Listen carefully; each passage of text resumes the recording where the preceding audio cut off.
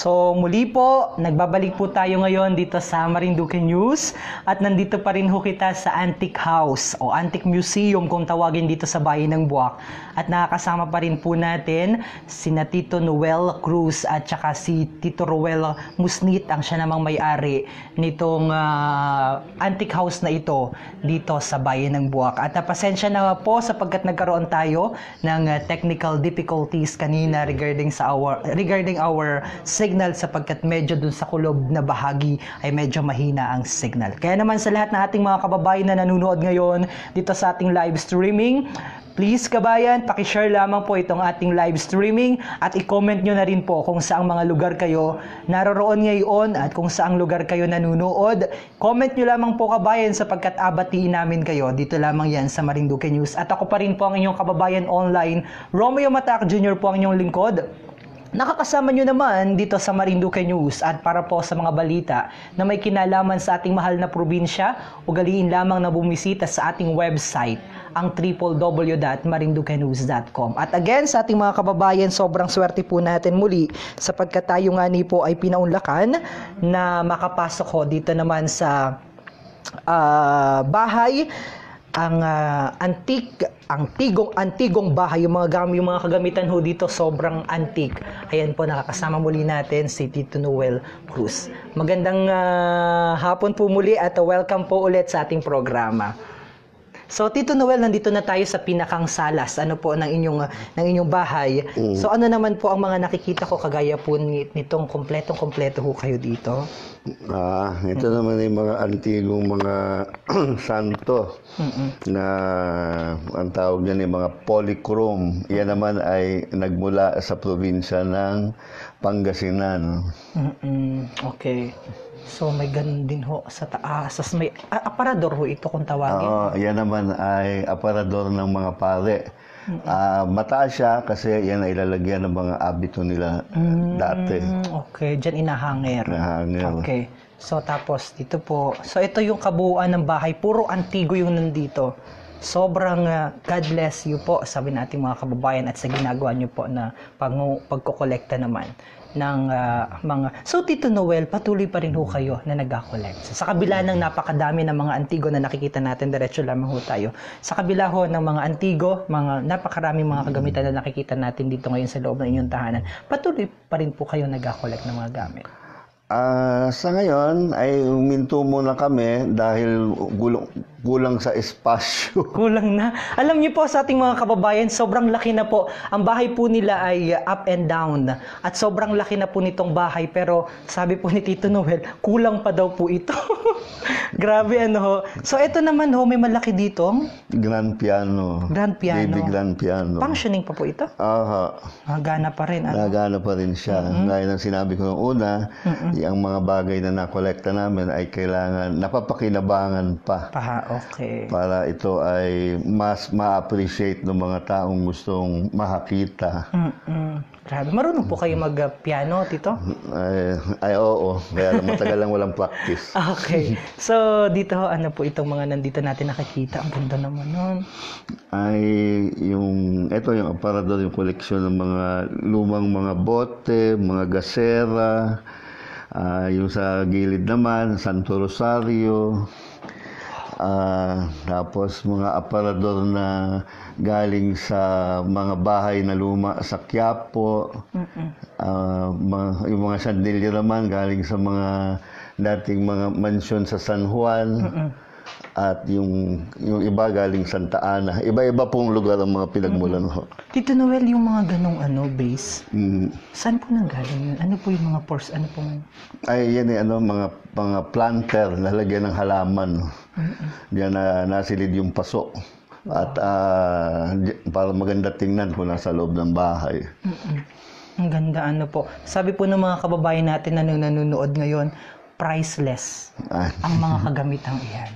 Walang, talaga naman pati yung kanilang chandelier, yung chandelier nyo po, saan po nagaling ito ulit? Sa mga iba-ibang bahay, sa mga malalaking bahay ng mga ginibana sa San Juan.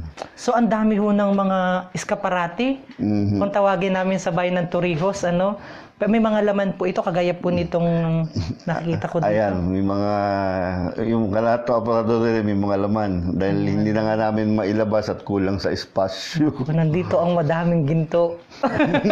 Gintong-ginto na po kasi at antigong-antigo na po yung mga gamit na nandito sa loob. Magandang hapon, nanunood all the way from Quezon City, si Gideon Kapukaw. Magandang hapon sa inyo pong lahat. At patuloy nyo po na i-share itong ating live streaming at sa atin po mga kababayan.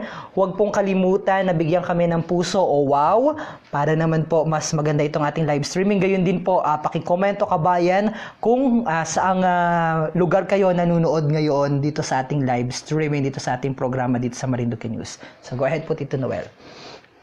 Di na masyado natin apakita yung iba dahil nahagip naman na ng ating camera. Oo.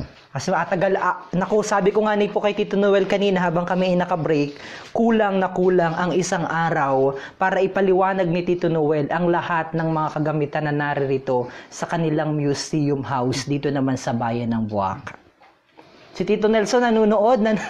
Hi, Tito Nelson. So, ikot po tayo at medyo amazing. Whenever I take pictures with bumabalik yung dati niyang intricate. Look at that. the best. Kasi halata mo, kasi di ba iba is wood? Di ba talagang gold yun dati? So, yan. Diretso tayo sa ating live stream at maakyat na ho kita sapagkat itong bahay ho nila ay meron po itong second floor. So, akyat na kita. Simula na ng horror. Joke lang ako. Watching from Rome, Italy. Pakibati naman po sa family Embing. Family sa Laylay, Buwak, Marinduque. Sabi ni Arman Embing. Si Sonia Apolonio Patalia ay nanunood din. And paakyat na ho kita. Dito sa second floor naman. Wow! Dito po kayo nagatulog. Ay, kalmitan doon. Ito pag kami mga bisita. Wow, ang ganda dito. Para kayong bumisita sa National Museum. Nakakaloka. Sabi nga nila. Sonia Apolonia nanunood Patalia. Tito, paki-comment naman at pakibigyan naman ho kami ng kagaya nito. Ito ho, nakikita ko lamang ito sa bahay ni Rizal o kaya sa National Museum. Kayo ho, meron kayo dito. Ang tawag dyan sa kama na yan ay atay bed. Na ang umukit ay isang incheck na merong tablerya o kaya tawag dito, shop sa Quiapo bago maggera. Wow, ang tagal na. Bago pang magyera. So, kailan pa yun? Ang tagal na, grabe, nakaka-amaze, nakakatuwa. So, okay lang muna makita natin ito, Sige. Okay, so, first time ever na tayo ho ay na maksisilayan ninyo through live stream, Tito Noel, first time na may nag-live stream dito sa inyong lugar at first time ora-orada nakikita at nakakasagot ho kita sa tanong na ating mga kababayan. Ano po? Meron na po ba na nakapag-live stream dito? Wala pa po. Ang lang ay yung channel isang dito television channel. Pero hindi live stream. Hindi. Hindi live stream. Kaya sobrang swerte na ating mga kababayan ngayon sapagkat live na live niyo po yung napapanood dito naman sa Marinduque News. And si Mayan Regino Crips ay nanonood watching from London. Pakibati naman po ang mga taga-Bolo. Ang ganda-ganda naman po dyan. Okay? Si Tita Susan sobrang busy na. Si Tito, go ahead po. Ano pang ating... Kasi nagiging gold. Pasok na kita dito sa... Ang laki ng bahay nila. Ang daming gamit. Wow. May ilaw po dito, Tito. Wala na po. Well, pakibuksan daw yung ilaw. How I wish marating ko yan, sabi ni Tita Imelda Rojas. May tanong ako sa'yo. Yan. So, medyo hindi pa po ito open sa mga educational tour pa lamang nila ito ino-open. So hindi pa po siya for public consumption, pero eventually pinapag-aralan po nila ito at sabi nga po ni Tito Noel kanina, ito ay i-open nila sa mga mamamayan sapagkat isang paraan ito para maipakita at mapaalam sa kanila kung ano yung kasaysayan ng bawat antigo na nakikita natin dito sa ating live streaming. Ito pong mga upuan na ito. Ito, upuan ng obispo. Upuan ng obispo. Oo. Ito naman, pagkatapos ng gera, dahil walang kuryente, ito yung ilawan na dekalburo na ginagamit. Dekalburo pa ang gamit nito, oh. Wow. Mio, may tanong ako sa'yo. Pwede kang tumira dito ng isang gabi lang. Matutulog ka dito. Kasama dito. Okay lang sa'yo. Papalagyan ko muna, i-request ko muna kita lagyan lahat ng ilaw buong kanto. Ay, nako, grabe. Kung may nakatira po dyan, meron po. At dito po sila natutulog sa pinakita ko po sa inyo kanina. At tingnan nyo po yung kanilang mga...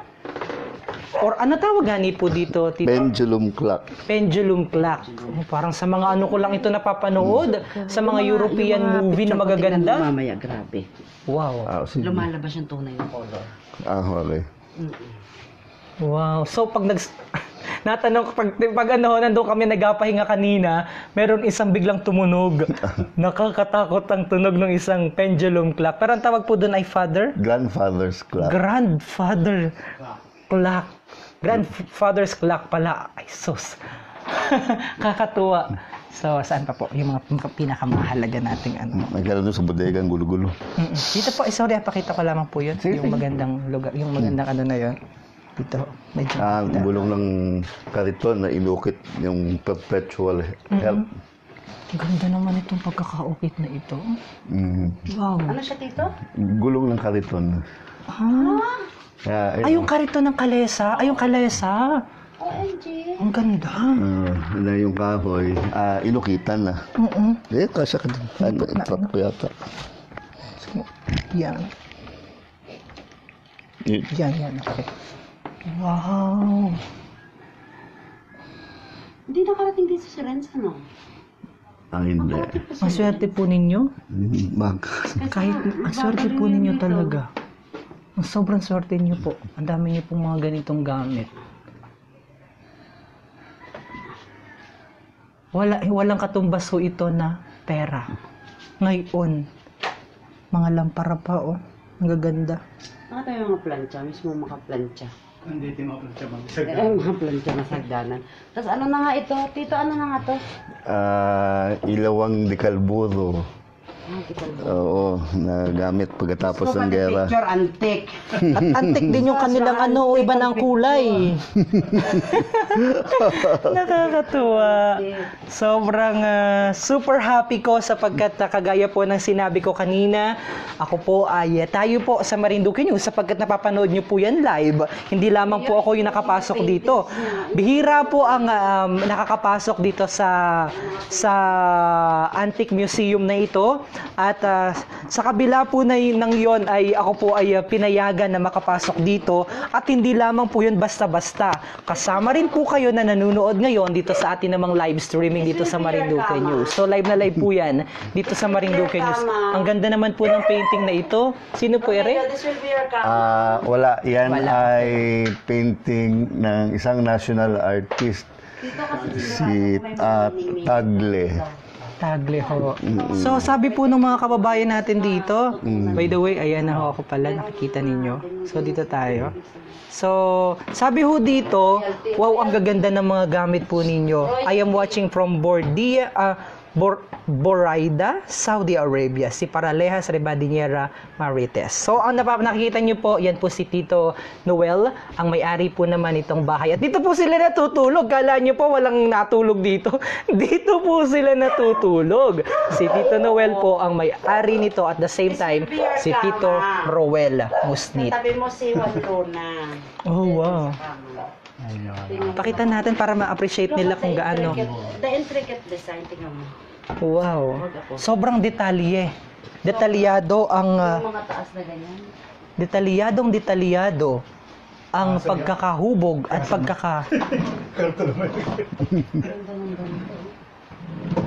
Ang ganda. Diyan ho ang kanilang tulugan. So kahit na ano ho, pinakita pa rin sa atin. Ano ho? Napakaswerte talaga natin. Ano po. So yung mga mahilig din sa collection, ayan, gayahin niyo po sila. Dito meron pong, anong pinakamahalaga na nandito mo ngayon na collection na sa palagay mo ay napakahalaga para sa inyo? Ay, Medyo move po kita dito at medyo madilim. Dito po kayo. Yan. Alin po yung mga sa mga collection niyo po dito, may masasabi po ba kayo na pinakamahalaga sa inyo? Yung pinaka sobrang lapit sa puso ninyo at talagang pinakaingatan? Particular na gamit ay wala. Lahat sila, masasabi ko, ay mahalaga kasi lahat ng bagay ay may kanya-kanyang kasaysayan. So, hindi natin masasabi may particular na gamit na paborito namin. Lahat ng mga nakikita nyo dito ay pinili na namin sa mga dati pa naming mga koleksyon. Ito na yung mga tinira na namin. So, meron na kayong dating collection, ho? Ano ibig yung sabihin? Ito na yung pinagpilian na namin. So, nasaan po yung mga collection nyo na yun? Yung iba ay nasa ibang kolektor, yung iba naman ay nasa mga private museum. Wow. May kanya-kanya silang kwento kasi bawat pinupunta ng bahay, lahat may kasaysayan. Hindi binibigay sa amin. So, lahat pinapahalagan namin ng bawat isang ano. Oo. Katulad ng mga lamesa, lahat sa namin kwento. Ayaw, yung may-aring pinupunta namin, ayaw nila na magkaiwalay yung kanilang mga gamit. So parang may... I yun. see. So yun ang inaano namin. Hindi yung pagka yung ganda siya, kinukuha namin yung istorya. Yung rason. O kaya dahil baka mamaya, yung nakikita natin kagaya ng mga ganitong mga gamit, baka related pala siya dun sa isang gamit. Oo, ayaw niya Kaya pagka may kinukuha kami, gusto nila, lagi may kasama. I see. Super amazing at natutuwa ho ako sa binigay ninyo na pagkakataon po sa amin at hindi lamang po sa akin sapagkat yung mga kababayan din po natin sa buong Marinduque at saka sa buong Pilipinas na nandyan na rin sa buong iba't ibang panig ng mundo ay napapanood po tayo ng live na live dito naman po sa Marinduque News at even ang kanilang ang upuan, napakaganda ng pagkakaukit. Meticaloso, Tito Noel. Oho. So, saan pa po? Tapos na po dito? Or meron pa po kayong... I can't po deke, napakagulo. The best. Kailangan magulo. So, mababa na po muna kita sa kanilang hagdan. Habang feature ko muna itong na ito. Ayan yung bodega namin eh. Yan ho ang masalubong sa inyo. Paakyat. Ang gaganda talaga, hindi siya makamove on sa mga koleksyon nyo, Tito Noel, watching from Riyadh, sabi ni Selma Manrique Vasquez at ni Jasmine Montellano. Kala nyo po, hindi po nila sukat akalain na may ganito sa Marinduque. Oho. So, ano po yung nandoon? Wala, ayan yung bodega pa namin ng gamit. So, madami rin ho doon na naman. Kaya lang, sobrang gulat at sobrang dumi doon sa kabila. So, balik kailan nyo po pala sinimulan ito? Nandito na po sa Marinduque, alam ko po na nag-collect na po kayo dati. Pero dito po sa Marinduque, kailan po kayo nagsimula dito? Dinala ito dito, anong taon Noel? 2006. 2006 na hinakot itong mga gamit. 2006, so almost more than 1 decade na ho pala, So, by the way, sa mga hindi po nakakakilala, po, si Tito Noel din po at saka si Tito Roel, ang may-ari din po ng Montserrat Restaurant kung saan ang inyong lingkod ay kumain kagabi at lahat ng pagkain, wala akong masabi, lahat yummy, lahat delicious, lahat masasarap, lalo na yung kanilang mga bestseller doon, yung kanilang burger, makatatagpuan po yan sa anong barangay nga ni po, Tito Noel? Isokwan. Sa Isokwan, lahat po ay masarap. So, ang dami kong makikita nyo ho itong lugar. Napakadami ho na na mga, lahat po ng mga nanditong gamit, antigo na po ito. So, hindi na ko na lamang ma-feature lahat. Pero, ayan naman ang mga nagtatanong ho, kung pwede daw pong pumunta dito. So, yan po ay pinag-aaralan pa at para maging open sa publiko sapagkat ngayon sa kasalukuyan ho, ayon po kay Tito Noel, ito po ay open pa lamang po sa mga, like for example, yung mga educational tour at saka yung mga malalapit na kaibigan ni Tito Noel sapagkat patuloy pa rin po yung ginagawa nilang pagsasaayos sapagkat kung makikita nyo po, kumbaga parang Tito Noel, medyo masyadong masikip sa dami na ho ng kanilang collection. So, pinag-aaralan ho nila, inaayos ho nila para kung sakasakali maging open sa publiko, ay handang-handa na at talaga namang mas ma-amaze pa ho kayo. Kaya naman po, sobrang swerte natin sapagkat sa kabila ng ganong challenge, ay pinaunlakan ho tayo na makita naman at masilayan itong napakagandang museum na ito sa Bayan ng Buwak. So, any ano po, words po, mensahe po? Ang ano ko lang, kung kayo ay may mga magmamana ng mga gamit, o kaya may mga gamit na mapapasa inyong kamay, ay lagi niyong isipin na hindi yan makakarating sa inyo kung hindi yan iningatan at minahal ng mga may-ari. Si Tito Roel, ano may mga gusto ring sabihin si Tito Roel? Ilagyan ko lang kayo ng mic. Kailangan natin ng audio sa atin. Ayan, sabi naman ho nung, wow naman, nakakatuwa. So lahat ng bagay na, ano man ang bagay na sa tingin ninyo parang pangit, pero ang lahat ng bagay na pinagsikapan, pinaghirapan, pangit naman yan, pero may kwento pa rin ibinibigay sa atin. Kaya lahat ng gamit natin luma, paalagaan natin at ingatan. Yun lamang at magandang hapon. Okay, maraming salamat po, Tito. May isa pa po akong tanong, Tito, ano po, sapagkat antigo po ito, ito pong mga ganitong gamit, magkano na po kaya ang halaga nito? Medyo magkano na po kaya ang halaga ng ganito? Ano po? Ay, siguro. Or sa palag, ito na lamang po, kung susumahin po itong laman. Huwag naman kasi baka ano tayo. Ayun lamang. Ang pinakamahalaga po sige, any words regarding that? Wala. I mean, yung pinakamahal, o sabihin na po natin, yung pinakamura na nabili, ay, sige. Oo, parang medyo private na question, no? Yung pinakamura nyo na nabili dito, na sobrang importansya dun sa tao, na parang ayaw niyang i-let go, pero kailangan niyang i-let go. At ibigay sa inyo, since collector ho kayo. Sa pakiwari ko ay lahat naman ng gamit na nandito, ay yun ang parting word sa amin.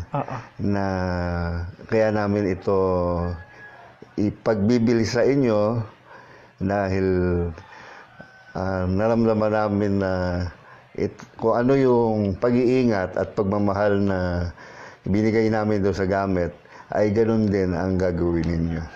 Truly amazing. Thank you so very much. And with that, malabas na ho kita. Akunin ko na lamang ho yung aking mga kain. Tara, dito ho kita at palabas na ho kami dito sa lugar nila Tito Noel at Tito Roel. Maraming salamat. Ako ho ay sobra-sobra ang kagalakan. Hindi ko lubos maisip na sa pagkakataong ito ay nakasama natin dito sa live streaming natin si Tito Noel at saka si Tito Roel. Maraming salamat. Nakalimutan ko pala yung lugar doon. Gusto niyo ipakita pa yon? Yun naman doon kay Tito Roel.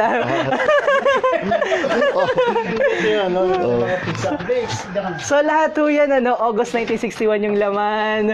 So the best. Ito lang yung hindi. Okay, pasok na tayo.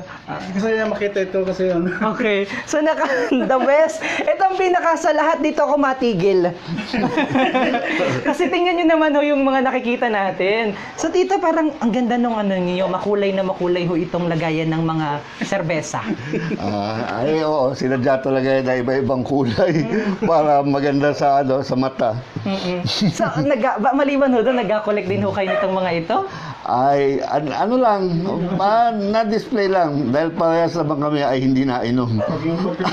Pag may bisita lang, na gustong uminom. Oy, nako, the best. Ang gaganda ng kanilang mga collection. Alam ko na. Ang pagbalik ko dito, alam ko na ang aking abigay sa kanilang dalawa. Okay, so, yun lamang ho siguro yung kaya kong sa ganda ng lugar. Yun lamang yung siguro parang appreciation na pwede kong masabi at I don't have any words to say, Tito. Thank you so much. Sino, may mga tao na ho ba dito? Mga na nakakasama nyo dito sa lugar? Wala. Halos kaming dalawa lang. Dito, ano po itong nakikita natin na parang mga ganong mga painting? Yan ay mga, ano tawag dito, barot saya. Yan yung mga pang-ibabaw ng mga sayo dati. Oh. So, yan yung yung parang tapatanjong. Tapatanjong ba yung tawag doon? Clip ko po muna at may atanong pa ako. Yun ho, maganda noon mga nakikita ko ho doon. Ito ho. Ito mga nakikita ho natin dito, sino po ito pala? Pirata yan. Katerno nitong lumahalak. Siya pala, hindi mo ba yan si yung nandun sa, nga ni ito? Captain Hook. Sa pelikula na, walang mata. So, siya ang bantay pala. So, pag pumunta kayo dito, hindi kayo makakapaglabas ng ganitong mga masasarap na alak. Dahil sigurado, abunutin na niya ang kanyang itak. Ayan ho. Ay, meron pang lumang dito, makina ng pananahi. At nagana pa ho talaga. O kala nyo ho, display lamang yan. Lahat po ng yan ay functioning. So once again, maraming salamat po sa inyong dalawa, kay Tito Noel at kay Tito Roel, sa pagpapaunlak po ng panayam sa aming programa sa Marinduque News. Pagpalain pa po kayong lalo. At sana po yung nakikita nyo, yung nasabi ko po ay, na sinabi nyo po na mga hindi pa for sure, ang dami pa rin magagandang gamit po doon. Sana po eventually ay talaga namang mas pahalagahan pa ho kung sino man yung magamana nito. Kung sino man yung magamana ho nito. Pero pretty sure, nakatatak na ho yan at naka-preserve na yan dito sa Marinduque News sapagkat ito ho ay upload natin sa YouTube para eventually yung mga kababayan natin, yung mga bata na maghahanap ng ganitong kasaysayan. Nandyan si Tito Roel, nandyan si Tito Noel na mismong nagbahagi sa atin ng kanilang mga collection. Sabi ho ni Kabayan dito, nice place po, napakaganda ng lugar. Sana ay mas lalo pang pahalagahan ng susunod na mga kabataan at ng susunod na henerasyon. That being said, maraming salamat po sa inyong lahat. Ako pa rin po ang inyong kababayan online, Romeo Mataak Jr. po, at nandito po kami ngayon. Nandiyan ho si Tito Roel at si Tito Noel, ang aking kasama dito sa kanilang mansyon, sa kanilang museum, that's the proper word, dito naman po sa Bayan ng Buwak. At of course, kasama ko pa rin po ang nag-iisa kong kapatid. Yan ho, ang aking kapatid. Sabi yung naloko ako, yan daw po ang aking kapatid na yanong taba. Alagang-alaga. So with that, maraming salamat po sa inyong lahat at ugaliin niyo pong bumisita sa aming website, ang www.marinduquenews.com. At i-like ang aming verified Facebook page. At huwag nyo kabayan kalimutan na i-follow ang aking personal Facebook account at ang aking official Facebook account at facebook.com/Romeo Mataak Jr. sa aking Facebook, at sundan ako sa Twitter, twitter.com/Romeo Mataak Jr. At gayon din po, huwag kalimutan na i-like ang aming verified Facebook page ng Marinduque News, ang facebook.com/Marinduque News. At ipakita na rin natin yung ating, yung binigay, yung sa atin, wow! Ang pagkain na hinihanda sa atin mula sa Montserrat. Ay, nakalimutan ko pala. Pagkakataon na rin po pala Tito Noel na imbitahan yung mga kababayan natin na gustong kumain sa Montserrat. Sa mga hindi pa nakakarating sa Montserrat, Tito, naririnig, sorry ay sana magkaroon kayo ng pagkakataon na bumusita at kumain po ng aming mga pagkain dito. Si Tito Nelson ay nanunood at medyo naririnig ang ating background. At the same time, Tito Noel, ano po yung mga bestseller sa Montserrat na pwede natin? I would say, ma-recommend ko, number 1 is, Tito yun? Conzane? Calzone. That's number 1. Highly recommended. And then the other one is yung kanilang pizza. Really the best. Ano pong pwede nyong sabihin na bestseller nyo doon, Tito? Nachos pa. Ay siguro yung tao na lang nakakain ang makapagsasabi. And By the way, sila rin ang may-ari ng Carlos Pizza. oh, okay. So any messages po so far? Dito sa mga sa mga antigo natin na nakita kanina. Sa mga mensahe natin sa mga online viewers natin. Darating yung panahon na ito ay naiabuksan namin sa publiko para na rin sa inyong kasiyahan at kaalaman at naway may nakuha kayong natutunan sa pagpapahalaga sa mga lumang gamit na may kanya-kanyang sariling kwento. At Tito Noel, kasi may mga nabasa ho pala, last na po talaga. May mga nakikita ho kasi nagsasabi po na collector din po sila. Kasi sabi po nila, sobrang humble ninyo po at nakakatuwa po kayo. Sabi po nung isa natin sa collector, ano pong mapapayo mo naman sa ating mga collector ng mga kagaya na ng mga ganitong antigong mga kagamitan? Siguro piliin nila yung mga gamit na kapaki-pakinabang na magagamit pa nila at saka yung mga gamit na sa pakiwari nila kung hindi mapapasa kamay nila ay malalagay sa peligro. Yun lang. Okay. Si Tito may dagdag? Wala na. So, sobrang humble nyo daw po. Nakakatuwa at pinaunlakan nyo kami. Maraming salamat once again. Romeo Mataak Jr. mula dito sa Marinduque News, mula dito sa Bayan ng Buwak. Mag-ingat po kayo, Permi Kabayan, at mabuhay po ang lahing Marinduqueño sa bawat panig ng mundo. Wala kaming